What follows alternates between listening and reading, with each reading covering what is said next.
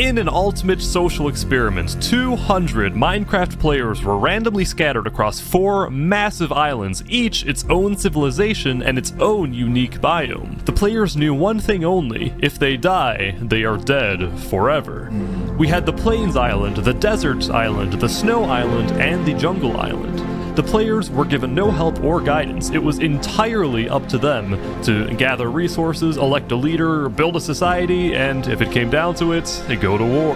The things that happened throughout this experiment made for an absolutely crazy story arc. You do not want to miss any of it. So sit back, grab a snack, and choose a nation to root for. I present to you the State Experiment. Thank you to Magic Gum for the inspiration for this video. Also, if you enjoyed the video, feel free to give me an incentive to make more like it by subscribing to my channel and liking this video.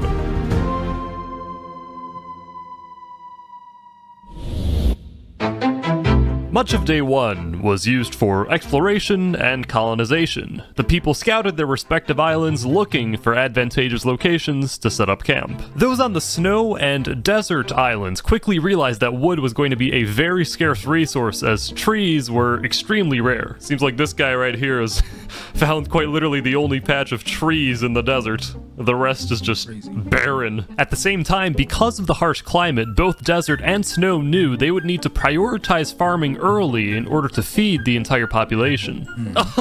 Look at this little farm they got going on here. They're starting to... That's hard. Team, yeah. Meanwhile, the Plains and Jungle states had no problem gathering both food and wood and were thus able to advance their civilizations more quickly. Citizens of the Jungle Island had decided to meet up and set up their home at the volcano in the middle of the jungle. Give a little and you take a little. So Team Jungle's establishing a communist system? No. Yeah, sure. Now sure, we're whatever. communist. Yeah, why not? On the Plains Island, there were multiple civilizations starting to form, including this small village. Well, I think food will be very important, so I'm trying to upscale my farming. Yes, You know, yes. I gotta support all the people of the Plains biome. We're gonna start breeding some animals, you know. Sir, you have one pig that is ready. One pig. Eventually, many players took to the mines to extract resources from the grounds they now own. And of course, it did not take long for political entities to form. Some islands held democratic elections to decide their leaders, while other islands saw leaders rise through authoritarian force. Shortly, a player named Solev became the dictator of the Snow Island after rising to power with seemingly no opposition. We have a farming team, which is over the mountain over there setting up a farm. We have a wood team, as you can see, who has solved our lumber problem immediately. The Desert State, meanwhile, had 2 coexisting factions. The first one labeled themselves the Sultanate, and they were ruled by the Great Sultan storming hell. The second faction called themselves the Amazon, and they were ruled by a group of leaders, the top leader being Zamta. This faction was composed mostly of people who had previously won a Mr. Beast Gaming Challenge, meaning these guys are both wealthy and skilled. Accordingly, what the desert lacked in lumber, it made up for in minerals. We have That's about like like around- what, 32 diamonds? What? I was about to 32? get Dav some sugarcane, so then we could get an enchantment table. 2 people died during day 1, both on the Snow Island. The first was an accidental death of a beloved Snow State member, Protato, who died by falling in a hole. A funeral was held to honor his short life. The second guy was killed due to an execution order issued by Solev because he, quote, built a monument to worship Cardi B. As a result, he was whopped out of existence. I hated saying...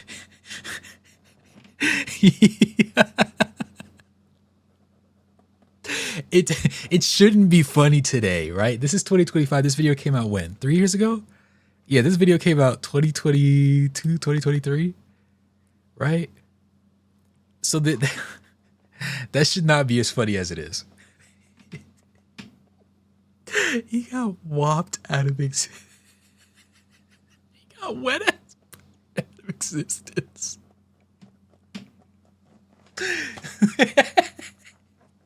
Yo, it should not. No. It should not be funny. Hold on. Let me hear it again. Cardi B. As a result, he was whopped out of existence. I hated saying those words. Anyway, that marked the end of day 1. The server shut down, and the remaining players debriefed and made plans for the following morning. Okay. In day 2, the people of the jungle states who lived in the volcano decided to have an election. There were 2 candidates. 9209's pitch involved creating a government of checks and balances and citizen rights. Magic Mikey's pitch was that he wanted to be a dictator who executes anyone who threatens his power. 9209 won the election, but instead of accepting defeat, Magic Mikey and his followers left the volcano to start their own civilization. However, by leaving the volcano, Mikey and crew left behind their farm, so they quickly ran out of food. Through the jungle biome, there's no freaking food in here, dude. Literally, look at his shoulder, there's a parrot right there. Hey, he does not drop anything. Do not kill my parrot. I'm just kidding. I just enjoy causing chaos whenever it Close can. the door behind you. There's wow. This whole time, Mikey could not figure out or realize that he could catch fish from the river right outside his front door. In a way, his fate was sealed by natural selection, where only the most intuitive survive. The Plains Island, on the other hand, was led from the top of a mountain by a player named Iwaj. While this mountain became the Plains Island's base, some citizens defected and moved after they complained about excessive work demands. The defectors gathered in the previously mentioned small village, which was now ruled by a player named Smilejump. Iwaj had previously threatened to kill Smilejump if he ever challenged his rule over the Plains states, and it did not help tensions when Iwaj himself came to the village and allegedly stole some of the food supply. This fact prompted a member of Smilechump's village to make this ominous statement about Iwaj. So you're saying you wouldn't care if he suddenly were to die? I would not care. It might be too late for even Dr.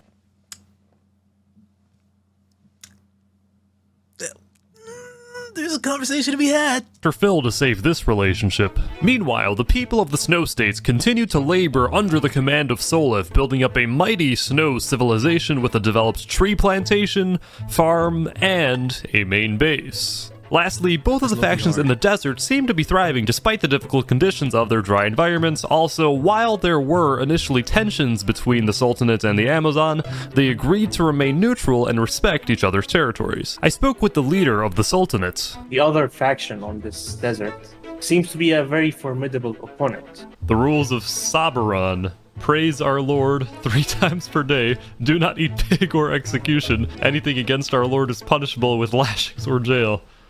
They have a jail? Meanwhile, at the Amazon, Azamta and the other Mr. Beast winners were expanding their land and developing economically so quickly that they started investing in commercial property, such as this flower shop. This is my flower shop. I'm gonna build like a little base over at the ocean and do like a little bridge so everybody can like come and chill at my flower cafe. Then to wrap up day 2, on the Plains Island, this happened. Boat clutch time. That felt mildly preventable. With all relevant political entities formed. Mildly preventable. Might be an understatement, but sure. It's time to see now how they interact. Ocean is over water. The third day presented challenges for almost all of the civilizations. The Sultanate reported to have items randomly stolen, chests broken, and someone was also killing their cows. They suspected that a player named Guardian Nova was doing this, and they immediately threw him out of the Sultanate. For revenge, Guardian Nova kept coming back to cause further chaos, thus creating a general sense of unrest within the Sultanate. He's coming back, he's coming back. Something's about to go down. Uh-oh, uh-oh, uh-oh. He's killing their cow! What the heck? On the snow island, Solev was becoming incredibly wealthy and powerful. So yeah, you guys got enchantments. Enchanted fishing rod. How rich are you? Don't worry about it. Just don't let them know. Don't let the other team, or don't let her underclass at that, please. They work in the farms. Solev had just carried out another execution of a snow member who allegedly murdered 2 other Snow State members. While this allegation turned out to be correct, some on the Snow State were becoming worried that Solev was becoming too powerful, like a tyrant. Finally, in the jungle, the Cold War between 9209's crew and Mikey's crew heated up very quickly. One of the volcano men was exploring the jungle herding 3 chickens. Mikey then killed those chickens. He defended his actions by saying, quote, "I was hungry." This prompted some conflict between the 2 factions, which became fatal when Mikey ordered his spy to murder one of 9209's citizens. Terrible idea. What? Did I just witness a murder? Mikey then declared war on 9209 and planned an attack on the volcano so that he could finally become the ruler of the jungle state. The attack was to take place the next day. 9209 quickly gathered his people, and they decided that instead of fleeing, they would stay to defend the volcano. Yeah, This set the stage for the jungle's civil war. Well, there's a lot of things that we have planned, but our biggest goal is we're gonna make that dang volcano erupt where all those peasants live. Tried our absolute hardest to maintain the peace, and Mikey has tried his absolute hardest to do the exact opposite. So, you know, enough is enough. So we're just gonna tell the soldiers it's now or never, and try and kill every last one of them. Fair play. News of the impending civil war had gotten out. This lone jungle merchant's legacy, while living in a peaceful, isolated hutch, seemed to know exactly what was about to happen. The two groups, they're about to go and duel it out, and whichever side wins is probably not going to be good for me, so I have to stay out here in isolation. Little did this lonely merchant know, Mikey and his crew had already set out to begin the revolution, and they were about to raid his home and destroy it completely. Fortunately, Legacy was able to fetch his parrots and escape just in time. Mikey continued his pilgrimage through the jungle, heading toward the volcano. 9209 and his men were gearing up, scanning the perimeters, not knowing where the attack would come from. Eventually, Mikey and his crew reached the edge of the volcano, and the attack began. It's like they're sneaking up the volcano. Yep, here we go. First hit of the battle. This is it. Mikey's men are attacking nearly at the top of the volcano, but it looks like 9209's men now know where they are, and they're gathering at this one point. Mikey's men now retreating back down the volcano. That's Magic Mikey himself. He's getting some good hits on this guy. Why did you run? You have diamond armor. Not tripping. Bucket of water? He didn't drop it in time. It's Mikey died from fall damage. Oh boy. No. Mikey's soldiers scattered into the jungle and surrendered, thus marking 9209's victory in the jungle civil war. I spoke with the 9209. The way he died was through attempting a block clutch, which is the most fitting death I have ever seen. So you have successfully quenched the revolutionaries. How do you feel? Extremely entertained. Okay, there we go.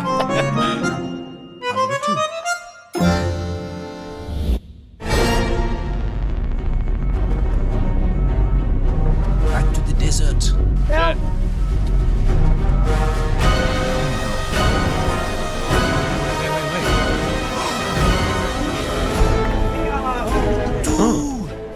Oh my gosh! Major assassination just happened. Guardian Nova, the previous Chaos Maker, had come back to kill the leader of the Sultanate. However, this allowed for the other desert faction, Amazon, to demonstrate their military might by hunting Guardian Nova down and killing him to avenge the death of Storming Hell. Oh, they got him.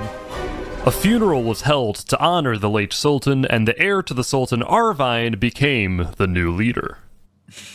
Why look like father and son? The Sultan's death was a sudden and tragic one, but it was followed by several days of peace. The weakened Sultanate worked on repairing its nation and building from where it left off.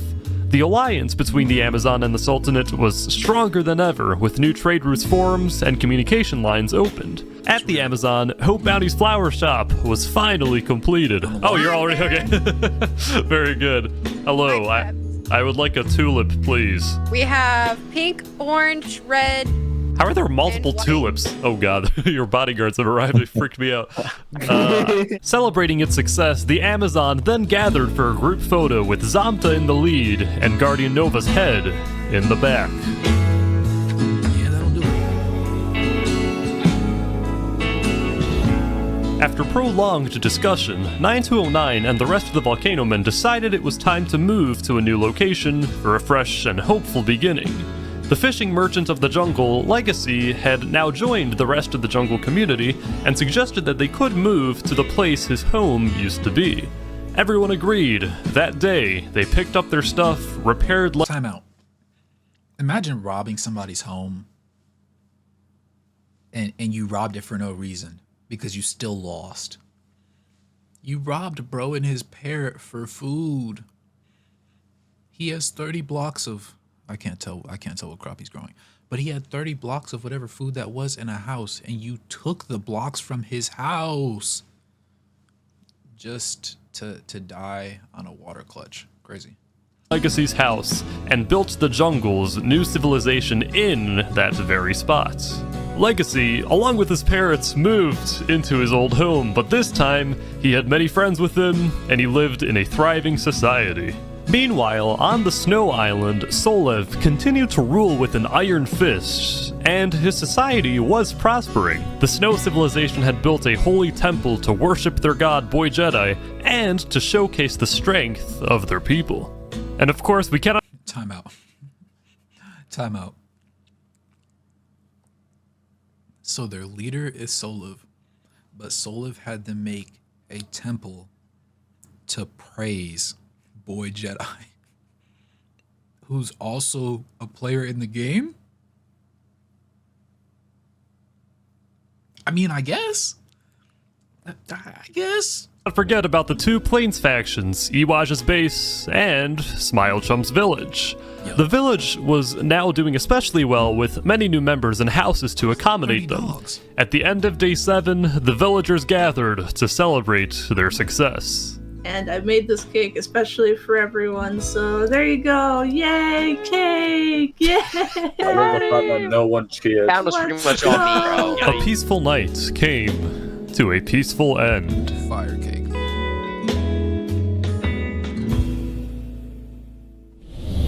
The age of jungle innovation is upon us. The expanded village out from Legacy's home, complete with the Among Us crewmate monument, allowed for the united jungle citizens to invent new things.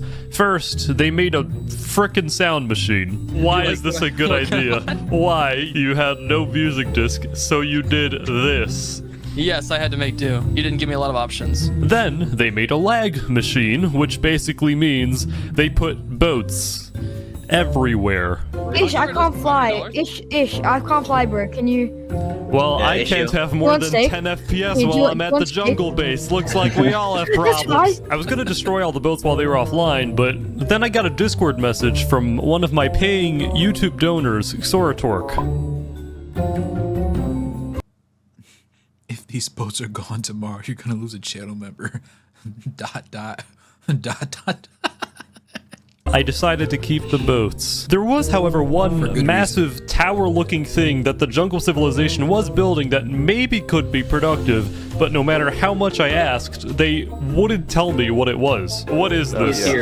It's a wooden fence. The only thing they tell me is that it's a wooden fence. That clearly is not a wooden fence. While the people of the jungle were enjoying themselves, the rest of the political world was not as secure. Indeed, there was a conflict arising, and this conflict was not contained to a single island or nation. There was about to be a major international diplomacy disaster. Among the people of the Snow State, Solev was a relatively popular leader with high approval numbers. That being said, strength 95%, favorable competence 93%, favorable economy 90%. How did they do this poll? 100% real. Well, that answers that question. Not everyone who claimed to be on his side actually was. A player on the Snow Island named Kumazaki did not like Solev's rule over— All right, slow down. A player on the Snow Island named Kumazaki— Look at this guy. He's in a black puffer jacket with a blue shiesty mask on. Who would trust this guy? Not me. Did not like Solev's rule over the Snow State, seeing him as a dangerous tyrant. Kumazaki was the geopolitical expert of the Snow Island, and he had devised a plan. The plan was to create a secret global alliance with all world leaders except for Solev. Then, with that leverage, Kumazaki would ask Solev to resign, and if he refused, Solev and his entire regime would be eliminated by the strength of the entire world's military power. After that, the alliance would stand and world peace would be achieved. Those who agreed to join this alliance included Zamta and the Amazon, Arvine and the Sultanates, and Iwaj with his Plains base. Smilechup and his village chose not to join because they did not like Iwaj, who they thought himself was a tyrant. The Jungle State didn't join because they already had a secret alliance with Solev and the Snow States, an alliance which ended up thwarting Kumazaki's entire plan. Solev was informed of this plan by the Jungle States, and he promptly executed Kumazaki for his conspiracy to overthrow the government. I've just been informed of a plot to overthrow my government and slaughter my people. A plot supported by the foreign warmongering states, created by one of my own members. As a result, that member is dead. For every action slain by a big flopper. Okay. Taken against me and my people, there will be a swift and righteous reaction. They've made their move. Now it's my turn.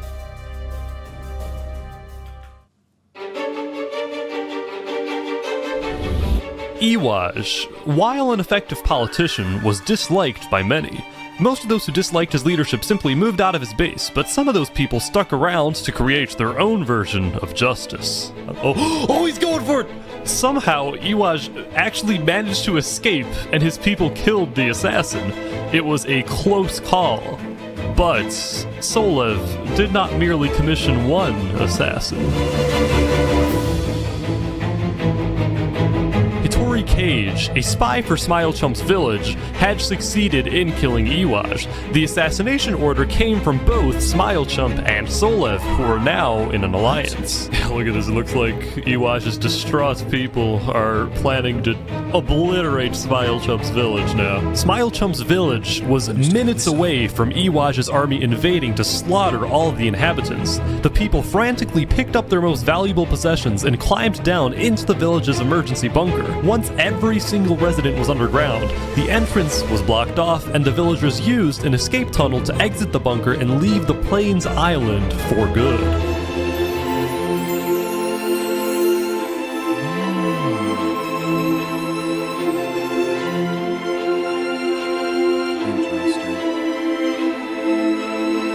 Welcome to the Bastion of Freedom, the last stand of hope. Here you're free from the oppression of your tyrannical government and free to live as you please under the rule of our great and democratic society. Yeah, time to bring the dogs in! Oh my god!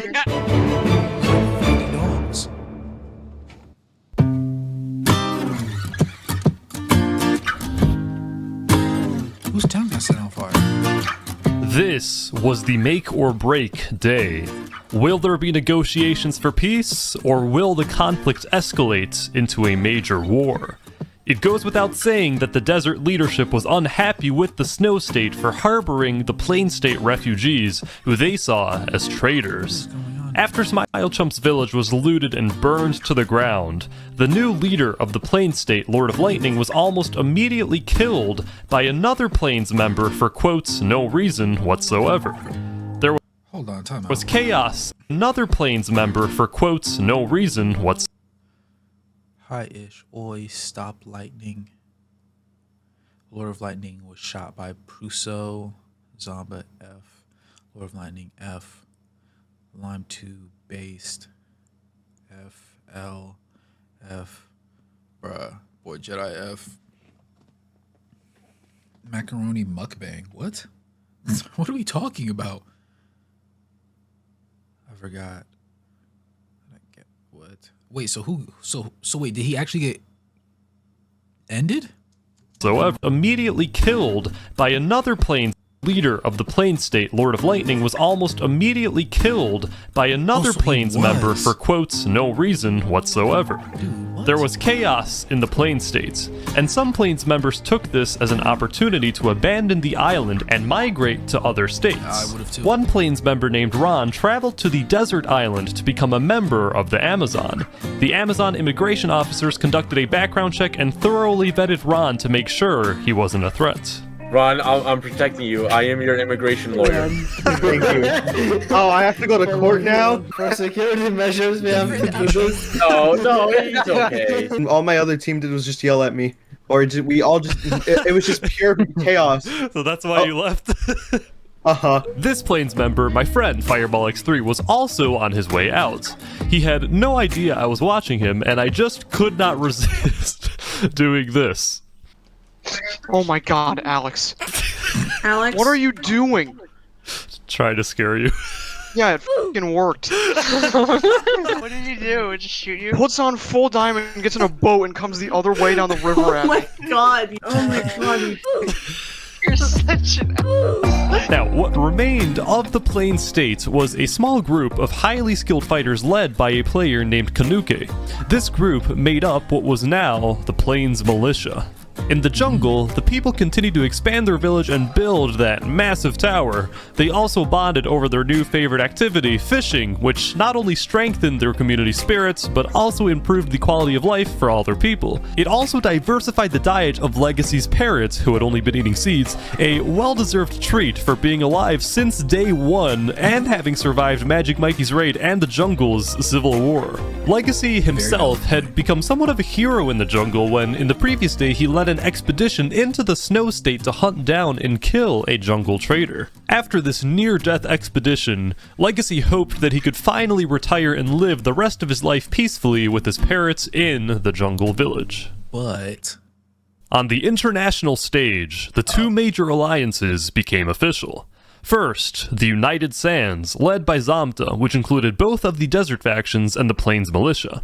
On the other side of the world was the Solev Union, led by Solev, which included the Snow State, the Plains Refugees, and the Jungle State. Attempts at peace between the two were well-founded but quickly fell through due to rising tensions caused by a variety of transgressions from both sides. On day 10, one member of the Plains Militia infiltrated the Snow State. Hitori Cage, the Plains refugee, killed the infiltrator in hopes to prove his allegiance to Solev. Afterward, Solev held a ceremony promoting Hitori Cage to a senior officer position in the Snow States. This ceremony was a direct insult to the desert factions who were already having a bad day after the leader of the Sultanate Arvine was caught in flagrante delicto with the town sheep. Arvine was exiled, and a player named Banju Buemos became the new sultan. The people of the Snow State were delighted with their success, and even more delighted by the failures of the desert. But the United Sands was not happy. They were angry that Solev had thwarted their original plan for world peace, and that he was harboring the refugees who killed the Plains leader. In addition, two highly armored snow members then visited the desert island uninvited, which caused many on the desert island to worry that an attack was coming. Desert propagandists then started to echo this sentiment that Solev and his evil regime were going to obliterate the people of the deserts. Upon hearing this, the leader of the United Sands, Zamta, called an emergency meeting with his top officials. He ordered that defenses be built and that the state provide armor and weapons to all desert citizens. To end the meeting, Zamta held a vote on launching a preemptive strike against the Snow State. The officials voted in the affirmative, and shortly, the United Sands declared war on the Solev Union. Let's get spicy now. It was time for the Great World War. The United Sands prepared for its attack. The war plan was simple: surround the Snow Island, approach the center, and kill Solev to rid the world of tyranny and achieve world peace.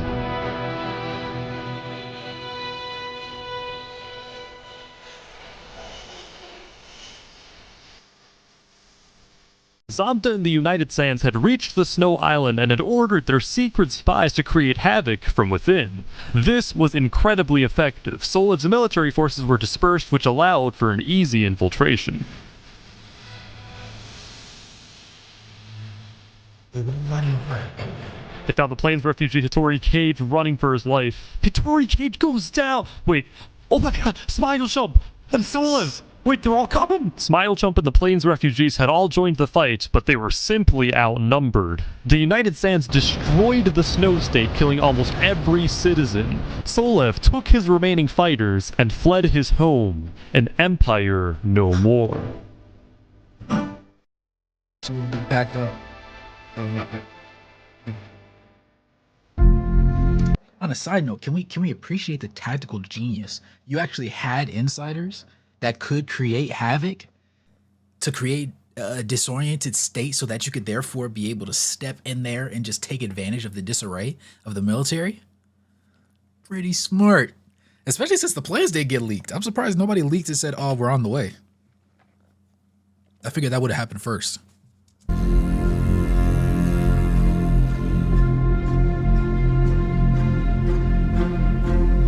leader of the jungle state, 9209, declared a full lockdown and ordered that Solev, now a refugee, be let in.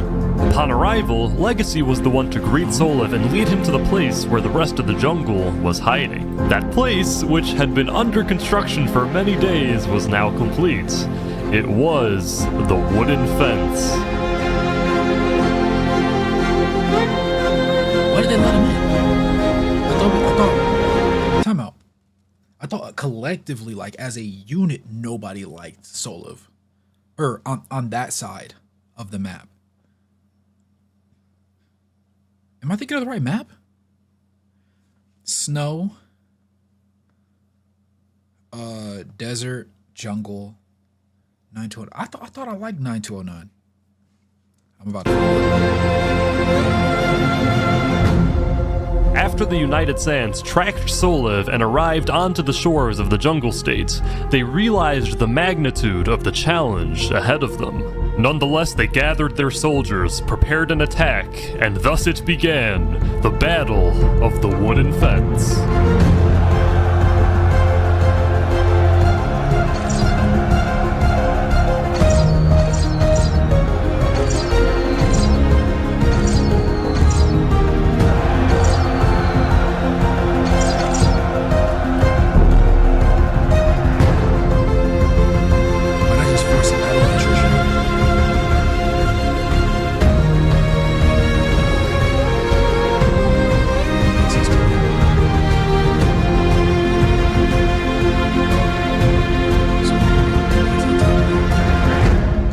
The United Sands lost some soldiers, they made a new strategy. Instead of climbing up the tower, they decided to build above the tower. Like that, they cracked the puzzle of the wooden fence.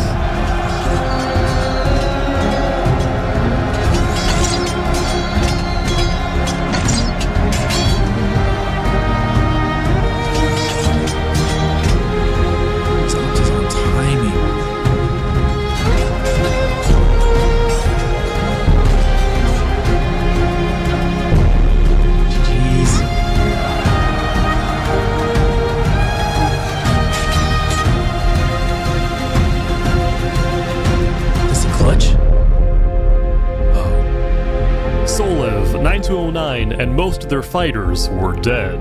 The remaining snow and jungle soldiers fled the tower and dispersed throughout the jungle. The United Sands had defeated the Solev Union. This was the end of the Great World War.